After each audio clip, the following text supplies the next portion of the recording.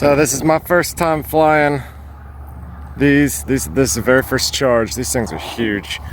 6S 1550 batteries. I've already flown these. These are pretty good. Don't last very long, but they're pretty good. They got some power.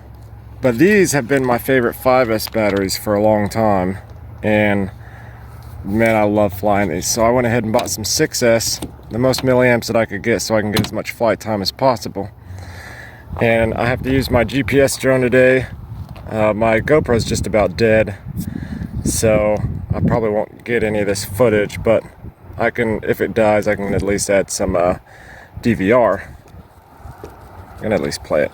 I can't fly this one. I would be flying it on this one with the 2700 kV motors just so I can hear it scream, but I forgot my prop changer. I got props and stuff, but I don't have my nut remover, so I can't fly that one. I mean, I can. I did. I flew one flight already with it, and it just makes a buzzing sound. These ethics props are awesome. Like, you can break them and still fly them, but I don't like to. Not on a test. The test has to be on a good drone with good props. I move this to the bottom because this is my GPS drone. This is going to be my long-range drone.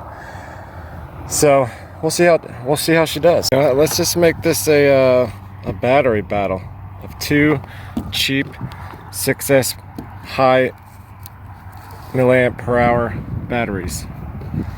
And you can see just how much bigger that one is. And you can see in my OSD, I'm going to put the better of the two. So I got two of these and two of these ones. And I'm going to put the better flight of the two. Not better flight as in how good I do in acro, but as in best performing one. So we'll just do that. Yeah, we'll do that. I would like to say, hindsight being 2020, I did not go 100% full throttle at any point in this entire thing. I should have, and that was my kind of goal and plan. But I'm glad I didn't, because I got two tested videos. I don't think my motors, which I'll show you guys on the screen, which motors I used, were set up for this type of intensity at full throttle. I think I burned out one of my motors because it busted some of the coil and stuff on the very last battery that I had. And it started falling out of the sky during tricks. So I'm glad I at least, it's not full throttle, but it's almost full throttle. It's more than 3/4 throttle.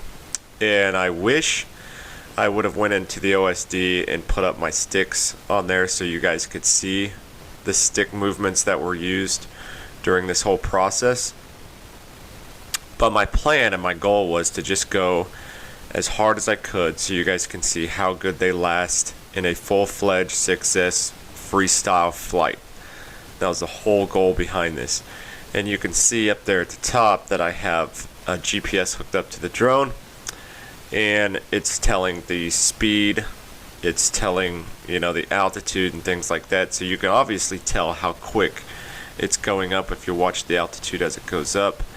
I think GPS speed is just from point to point. So if you're going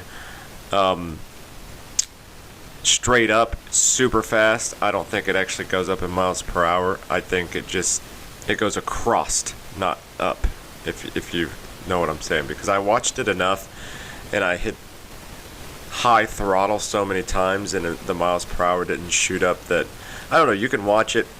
Me watching it while flying is, I can't focus 100% on it, but I noticed clearly that there was some discrepancies from when I was going fast up rather than fast across horizontally.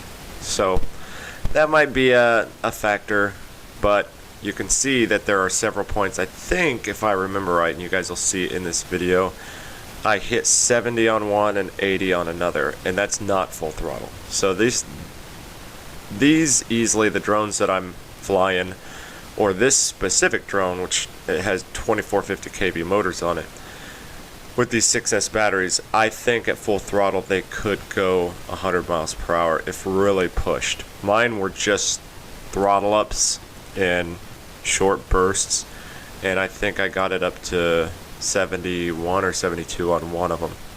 So that's pretty cool. These batteries were really good.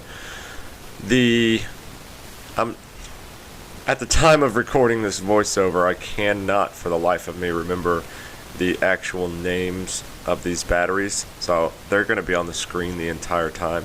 So I'm just going to say this one and circle it is a battery that I bought in 5S, and I truly, truly loved it. And they're like my favorite 5S batteries, and anytime I go out, I fly those batteries all the time. On my 2750 kV motors, they literally fly like 6S batteries, and so that's amazing. And I still have yet to fly the 6S version on the 2750 kV motors because I want to do a whole test on it. Some people believe that 2750s at full throttle on 6S will burn, and I've seen some videos where they have tested 2750s with 6S and they didn't burn, but I'm not sure how full throttle they went because it didn't look like it was going that fast. They definitely scream. So while I'm waiting for the new motors to come in for this particular drone because of that one that popped the coils, I'm not going to do any testing. That way I make sure that I have an adequate, really good drone to fly. So anyways, I love this battery. I love the 6S version of it. I like everything about it. I think this is slowly becoming my favorite battery. And I use cheap batteries because I don't want to pay like $50 or $60 for a battery. I mean, I just don't want to.